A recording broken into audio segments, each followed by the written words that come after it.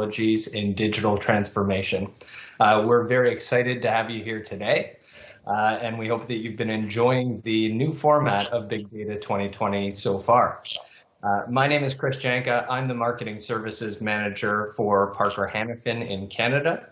My experience in this part of the world is working on numerous technology projects as project manager, specifically on projects related to AI, machine learning, and robotics in Parker's digital transformation.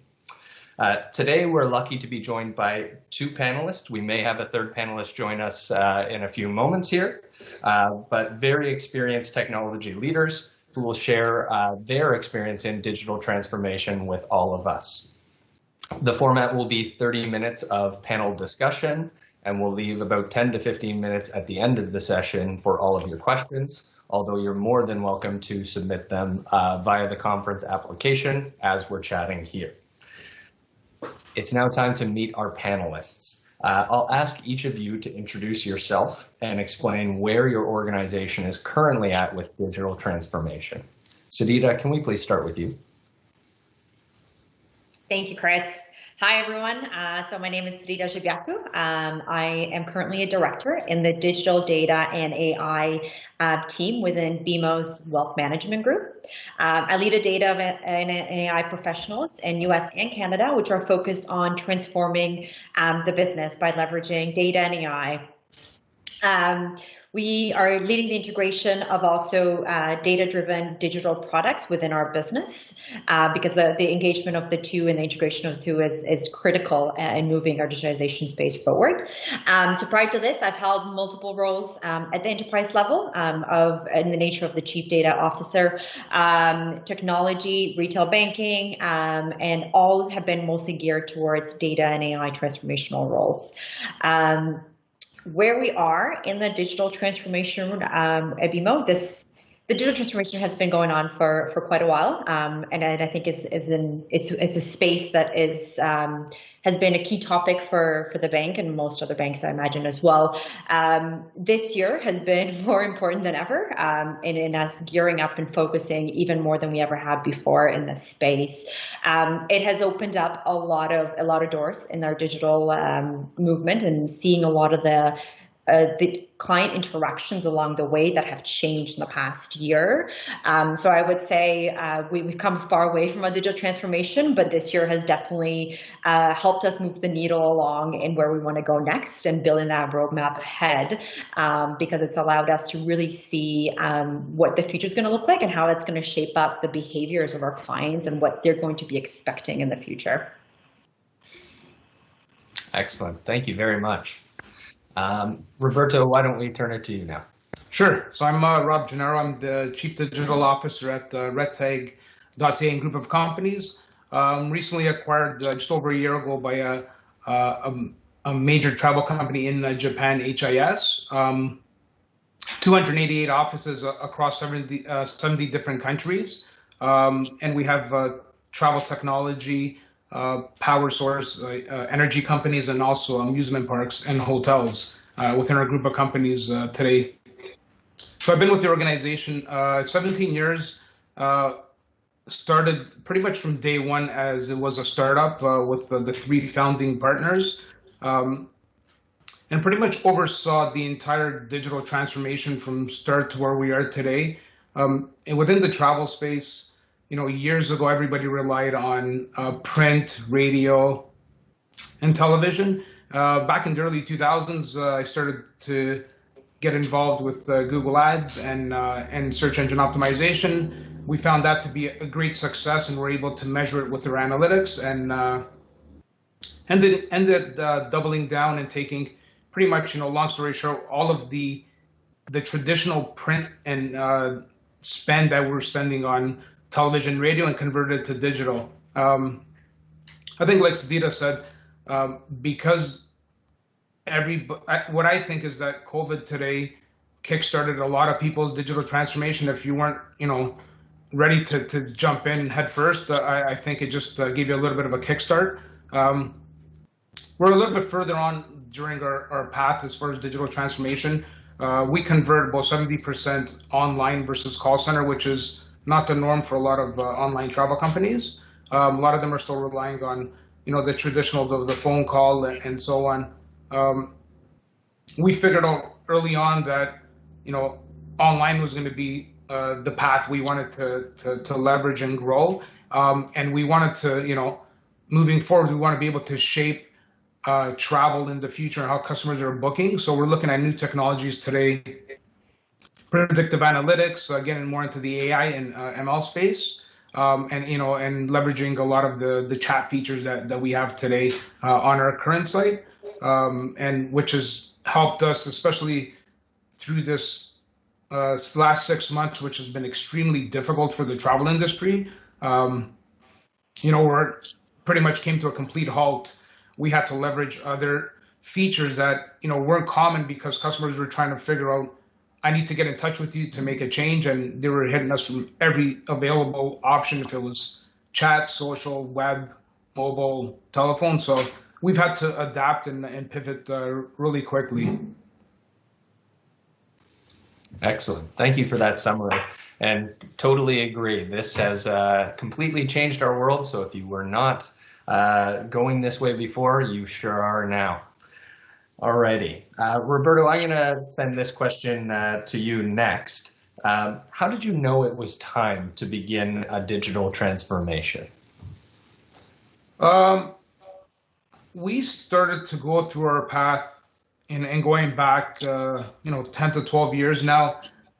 We started down the digital transformation path, which we didn't even know that we were going down. And the reason I say that is because we realized that measuring data on our website was going to be our foundation, and having the right analytics tool was our building block to deliver the right message to the customer and to really understand what customers are doing on our website. The traditional print and TV that we were spending, $7,000 to $8,000 a day on one print ad, we ended up taking a lot of that budget and moving it over to the digital space. And we quickly realized that this was the angle and the position that we wanted to move towards. And as far as when is the right time, I think a lot of the organizations are depends on where they sit, but I think today obviously is the best time because of the situation that we're in, and everybody is always connected. They're at home today. Majority of them are on their desktops, where we saw a massive mobile shift over the past 3 to 4 years. We realized in the early 2000s that we decided to move more to a digital e-commerce space versus the traditional bricks and mortar stores, which I think we had 11 or 12 down to 3 now. Post-COVID, we don't know what we're going to do as well, but I think we realized just a little bit earlier on in our life cycle. Right on. Thank you. And Sidita, did you have any comments on that one? Yeah, I mean, I think I agree with Roberto here. In terms of digital transformation, it's been happening for quite a while, over 10 years, right? That at least in the financial industry, where we've seen a huge shift, and in many other companies, we've seen a huge shift in launching their online apps and continue developing them, and all of the online flexibilities that we're providing to our clients.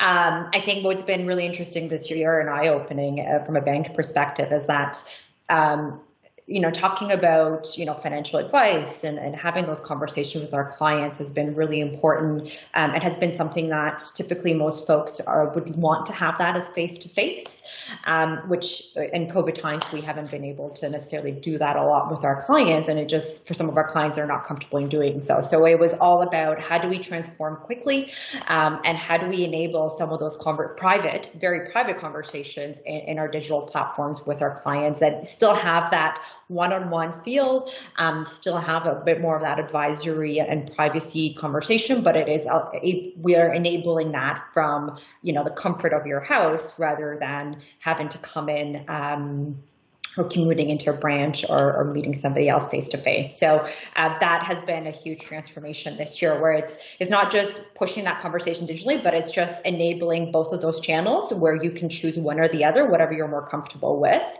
depending on how you feel with the situation, right? So that's been the big transformation that's happening right now. Excellent. Thank you for that. Our next question is related to return on investment. What area of the digital transformation presents the greatest opportunity for ROI? And are there specific areas where it makes most sense to continue using existing technologies? I'll go to you, Roberto, on this one. Sure. So when we started to go down our digital transformation path, again, understanding what the customer wants is key. We have a saying, and it's in the web, and it's keep your customer first and you'll never come in second. So our thoughts are satisfy our customer, because within travel and banking would be the same. I can go to RedTag, iTravel, Sunwing, or Air Canada and get the exact same product. No difference with the banking industry, right? I think what it comes down to is service and, how are you going to treat me? So as far as areas of digital transformation where we've seen the greatest return, we're going to say that it's personalization. So understanding what's best for Christopher when he's visiting our site. Are you interested in Las Vegas when you've never searched for it? So having more of that predictive analytics and understanding exactly what our customers are looking for is what we've decided, is key for us. Something else that we think is going to be a great ROI is going to be SMS. And also mobile conversational commerce. So I'm speaking to my device and booking a flight versus calling an agent. Things that we're looking at this type of technology moving forward, into 2021, 2022. Understanding, and I think today Amazon launched something called Explorer. So if you're familiar with Airbnb's virtual experiences, Amazon launched something very similar to that, which I can learn to make pasta bolognese with an expert chef. The difference that Amazon did that Airbnb didn't is I can, getting back to that personalization with the customer, I can have a virtual guided tour in Mexico, see a shop in Mexico, and maybe if it's a hat or a scarf or something, I'm able to actually purchase that item through my Amazon account with a click, being very innovative and, trying to get, this day and age, obviously everybody's at home and everything's going virtual as we are today. Massive shifts within the travel space is what we're going to see moving forward. And it's not going to be more about price. It's going to be more about personalization and customer support because of the uncertainty of the space that we're in today for travel. And I just want to follow up with you. Is there anywhere in particular that you find you're leaving existing technologies in place or legacy systems? They're either stable or some other strategic reason? The only thing that we still have in place, and I'm going to say is a legacy, is our phone system. Because of the fact that I think we're on a Mitel system.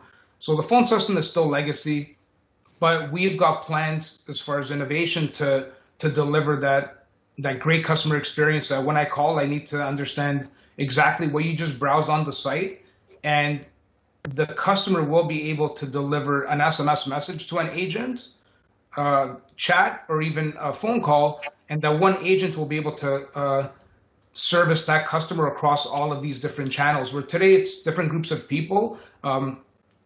Still serves the purpose. But we understand, having that, that great customer support, we need to innovate with, especially with our call center.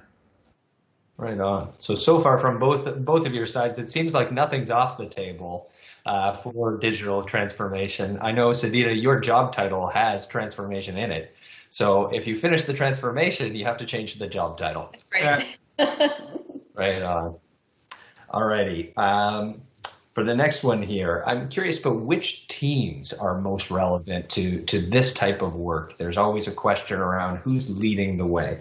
So Sidita, who is the right team to lead a digital transformation? Is it the business functions, IT, or somebody else altogether? Yeah, that's a good question, and I mean I've seen this question go back and forth in many ways, and even beyond digital in any kind of transformation that was going on. I think there is no just one team in particular. I think the way I view it and the successes that I've seen is that it's a joint effort between multiple teams. And really the success of that, if you have almost a kind of a set objective at the enterprise level, and then you have kind of a federated model with each lines of businesses working closely together and aligning on what are the digital needs, what are their gaps, and what are the areas they want to focus on, and kind of that has the biggest ROI. I think what we found is that there's cross synergies across different lines of businesses. So you need to have that conversation. And of course, making sure that you've got technology at the table, you've got your fraud, InfoSec, all of these pieces of the table, you're having the right discussions and ensuring that what has decided to be a top priority fits most of the lines of businesses' needs. And has that cost sharing, cross synergy between them, right? What we found is having those conversations earlier on with multiple partners at the table enables that discussion of, we might have a solution for you that we can leverage within our line of business versus this is a gap for all of us and let's focus on this area right now for investments, right? So I really don't see this as one team. I think all teams have to come to the table and have those discussions in an organized manner that really will bring the true value of transformation in the digital space. Excellent, thank you. And Roberto, any thoughts on this one? Who's the best to lead the way? So I'd agree with Sidita that it's not one specific team. I know IT likes to think it's always IT focused, but we involve marketing, IT, the digital team, and even some people within our call center, because we want to get input from everyone. But unless you get organizational buy-in from the top, you're going to struggle. And that's one thing that we do have. Our CEO Frank, he's very entrepreneurial, and he's given us the green light. If you see something that's innovative and some new tech that's coming on, let's look at it deep, like really understand it and see what's going to be best for the customer. Again, focusing on the customer. Sometimes we'll tend to build an application that makes life easier for our call center or for our accounting team, but at the same time makes it difficult for the customer. So I look at it in the other lens, again, what's the best interest for the customer? And as far as our digital stack, I think we're in pretty far as on the tech side, but unless we get organizational buy-in, it stems across the entire organization, and it takes a lot of different teams working as one. Excellent. So I think a few key things there. We've got executive buy-in or senior leadership buy-in, and this cross-disciplinary engagement across all of the stakeholders. Excellent. Thank you. And this is actually our last question before we start moving into our Q&A session. So if anyone has some questions so far that have come up, by all means, start popping those in. What is the best approach to normalizing data and systems across your organization? So this is for folks that have experienced different divisions or teams, have different systems and approaches, everyone speaking different languages. How do we get them all on the same page? Yeah, I can kick that one off. So in my prior role, I was in the chief data analytics office as well as the enterprise level. So this was a hot topic that we often discussed. And how do we best approach this? What are we doing the right way, right? And I think what I've really found is it's threefold. Number one, it's having an enterprise framework. Something that you build and we have over time at BMO that is a defined model of How do we want to track all our data, track all our systems in a well-cataloged manner? And who supports and who owns all those pieces, right? So having that framework, but not just building it at enterprise level alone. It's again going back to the theme as working as one, but it's ensuring that you engage champions within each line of business, and ensuring that you have that good partnership in building this enterprise framework and agreement. So once this framework goes back to the lines of businesses to practice and ensure that they're meeting the governance and the guidelines, then you have that championship within the business. And so that's one framework. Two is well-defined roles and responsibilities, right? So between first line, second line, third line, who owns what are the responsibilities within this framework, and how do you ensure you've got execution across the board, whether that is within the enterprise, within individual line of businesses, and within the technology partnerships as well. And then last piece that I think is critical is you've got enterprise oversight, but you have to have a good execution and ownership plan within the business, and the right type of resourcing and funding that is being aligned to ensuring that you've got that normalization across data and systems. Having that and going through that journey has been substantial for us. And has helped us through this digital transformation quite a bit in terms of understanding, what are some of the data and systems and gaps that we have, and also, again, going back to figuring out what are some of the cross synergies on systems that we have from different lines of businesses that we're all plugging into, or data structures and architectures that we're all plugging into, where we could co-invest together, and ensuring that we kind of build more of those data-driven client experiences for our clients. Excellent, thank you. And Roberto, how about you and RedTag? How do you do it? Well, as far I really can't speak too much because I'm not on the data governance side. But we have I think about 12 or 13 different lines of businesses between wholesale and retail. So we own a few of Canada's biggest online travel companies, and obviously keeping the data apart because of privacy is key. But at the same time, having a central repository or building like a true CDP is key, so we understand, obviously, we have a single source of truth. That's something we're moving towards. But as far as, like Sidita said, I really wouldn't be the best to touch on that, so yeah. Right on. Okay, thank you very much. Yeah. All right. So we are going to move into some of our audience questions. This is one of the best parts of the panel discussion because we get to see what's on people's minds. So the first question that I have for you is, what is the difference between transforming a business and using digital to just improve it?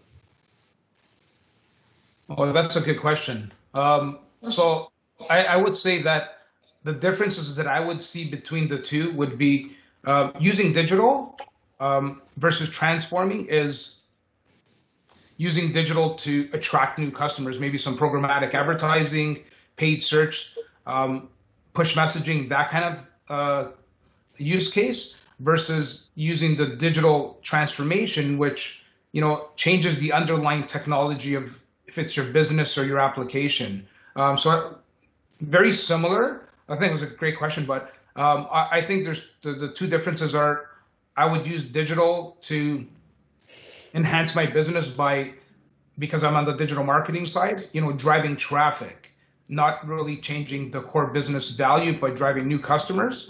And digital transformation is more of the tools and the technology side, is my point of view. Excellent. Thank you. And Sidita, how about you? What's your perspective on this?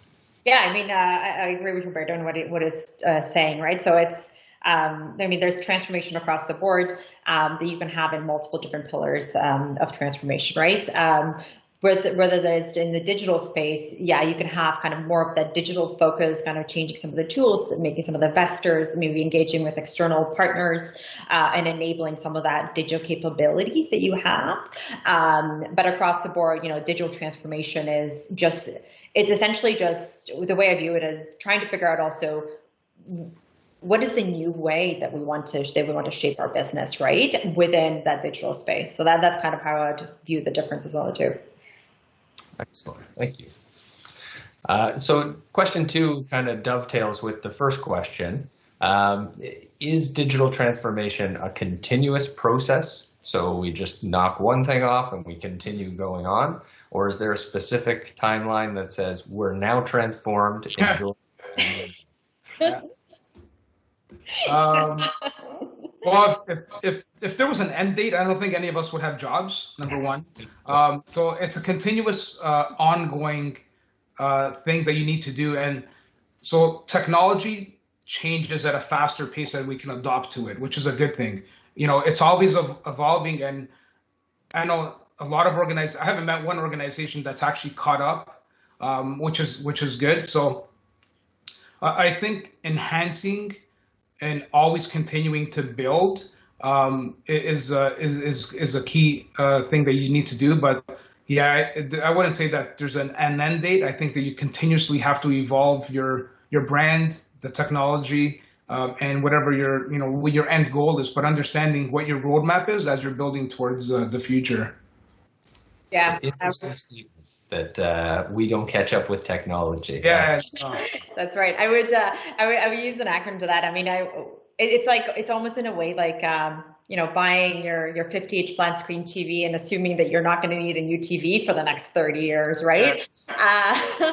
We all know now that we buy TVs that we might get 3 to 4 or 5 years, and we're going to want the newest and latest and greatest technology phones, right? So it's the same with the digital transformation. It's never ending. It's always having to keep up to date with what's up and coming in that space, which is always growing. Excellent. Alrighty. Is there any advice that you can give with communicating with executives about investing in key technologies, especially if you are getting some pushback or having some hesitation on investing in these technologies? A good question. Yeah. Sidita, I don't know if you want to jump in first. Or, sure. Yeah. I'll jump in first. No, it's a great question. I would say I think the number one piece is having a good, solid business case, right? It all comes down to the ROI. I would say in the digital space, what's particularly a bit more difficult to do, and what we've seen is difficult, is sometimes you're trying to define the value of that client experience, which might not necessarily be directly related to revenue. So I would say the advice on that is, try to bring in as much of that quantification of what it means to have good client experience through digitization. So, having a happy client is not just having a happy client, right? It's what does that lead to? Does it lead to referring more of your product or staying longer? And quantifying that and building that good, strong business case is a great way to buy into the right investments from the digitization space. Yeah, I'd agree with Sidita and say that not everything has a positive ROI to it. I've personally been a little bit luckier, we'll say, dealing with the exec team because I've been with the organization pretty much from day one, and they've taken my, what my roadmap would be to let's go with it because it's worked, right?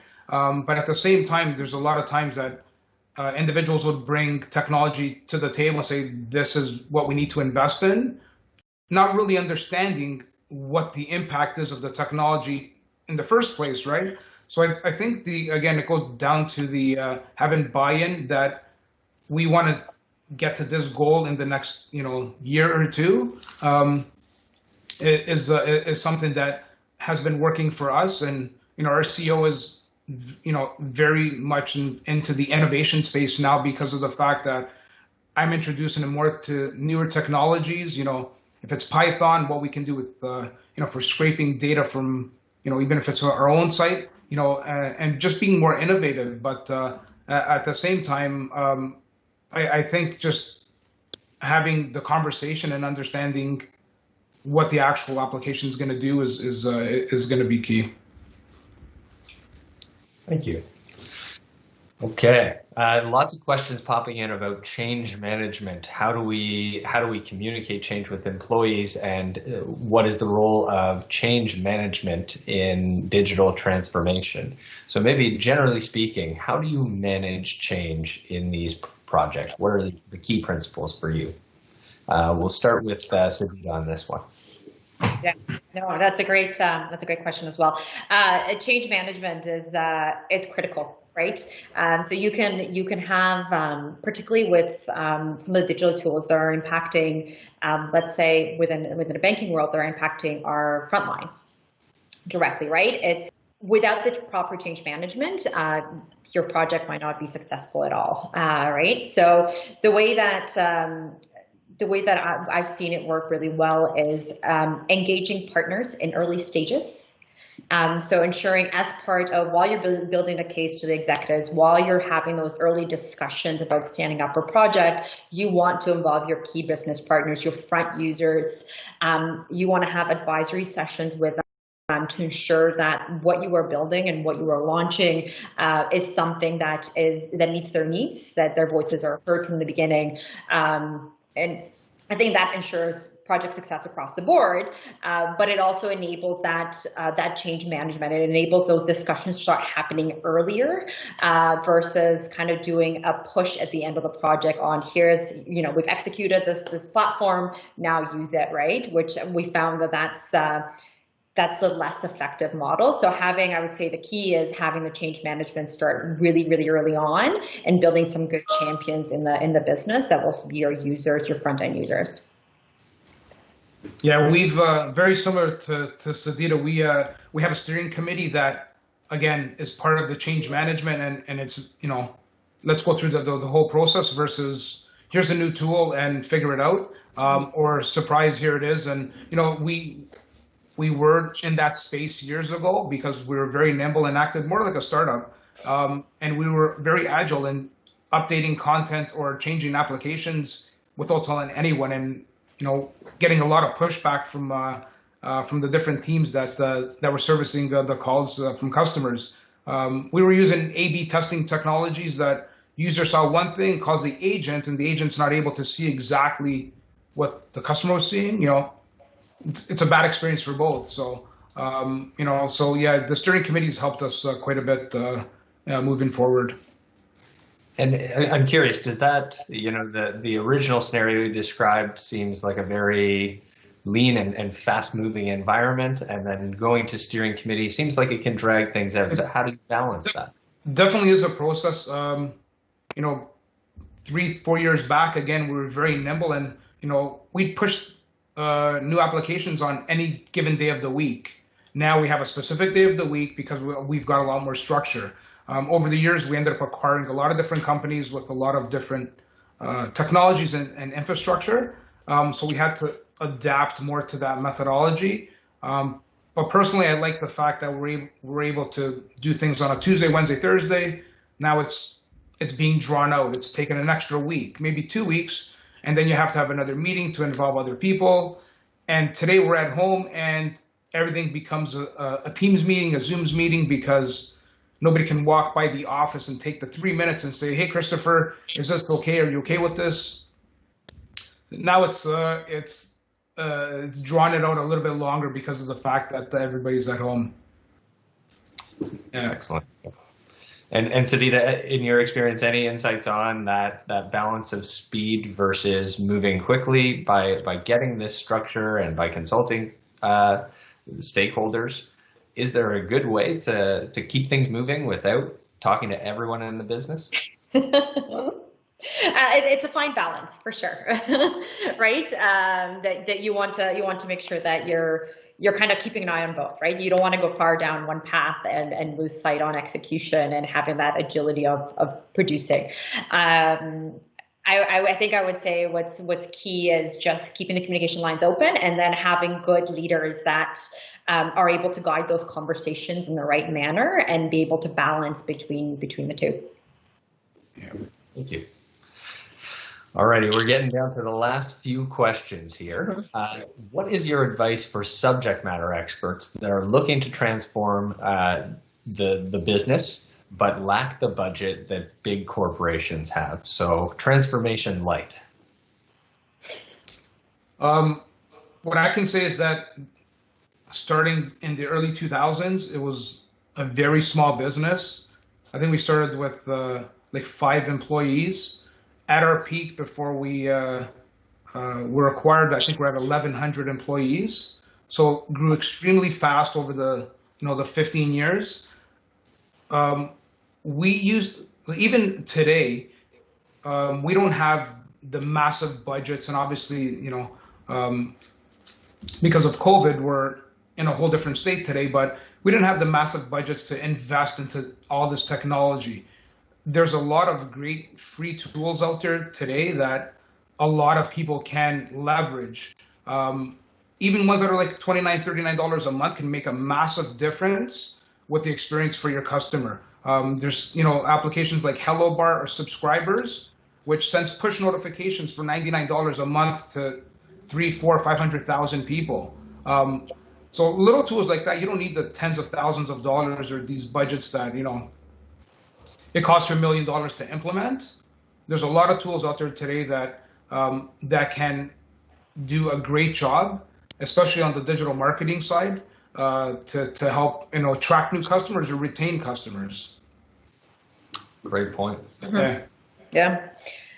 Yeah, I think what I would add to that, and what's worked well within some of the successes we had in my team as well, even though we are a bigger bank with bigger budgets, but sometimes there is limitations in what each team gets, right? I would say it's in a similar theme of get creative, right? Maybe sometimes focus on building something that is a smaller scale, but something that's kind of a proof of value, proof of concept.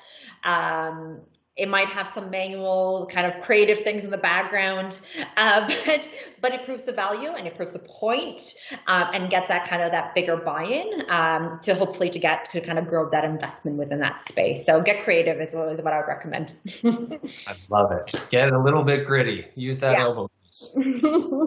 All right. Did digital transformation, this is an interesting one to finish off with. Did digital transformation also affect how you manage, hire, or train your teams, especially in the post-COVID world? Ooh. We got some smart people in our audience. Good questions. Sidita, if you go ahead, I'll let you go first. Yeah, for sure. I mean, absolutely, right? So I think what's been interesting is the skill sets themselves. I think I wouldn't say that there's been a huge change in skill sets. I think for me, what I've wanted to shift more towards is kind of an AI-driven transformation for the team. That's happened prior to COVID as well. I think what COVID has enabled is more of accelerating that focus to build more of that data-driven kind of personalized solutions. So if anything, it hasn't changed who we're hiring. I think it's just accelerated the hiring. But I think what has changed now is more about kind of groups of talent and just being able to kind of think through is there geographical limitations in who we hire and where we hire and based on locations that we currently have. So just kind of rethinking of what that model looks like has shifted quite a bit during COVID. But the skill sets themselves, for us, it's been more or less the same skill set that we've always looked for, but just accelerating them. Right on. Yeah, From our side, we've done the opposite. Instead of going out to acquire new talent, because the travel space is at it's at a crawl right now, we'll say, and we don't see realistically getting any better up until probably late summer next year. So we're expecting obviously not much travel, if any, over the Christmas and winter break. We are getting people booking today for March, April, May. Surprisingly enough, people are still booking cruises. With that being said, we've regressed. We've cut back some of our workforce because of the fact that agents are not. We really don't need all these agents to take these phone calls that are not coming in. But the staff that we do have, and some that are on my team, they're out learning new technology. So it's a little bit slower. We're taking advantage, obviously, of some of the CERB. So they're working, 4 days a week. It's a little bit slower. So what I say to them is, there's no reason for you not to learn something new. There's everything out on the web today. You can learn to do pretty much anything. So if it's Lynda or Udemy.com, you want to upgrade your PHP skills, your design skills, take the Friday or the afternoon, spend 2 to 3 hours and upgrade your skills, because when we come back, post-COVID, these are going to be obviously critical, especially with your line of work, right? And I'm like that every day. I'm up early and always trying to learn something new, and always enhancing it and, getting better. Excellent. Well, thank you both very much for your insights on this. I certainly took away a lot from our conversation and learned a number of things. I hope our audience online did as well. And I hope that you'll join us for more of the sessions in Big Data 2020. Enjoy your afternoon, and we will see you again. Take care, everyone. Thank you. Thank you.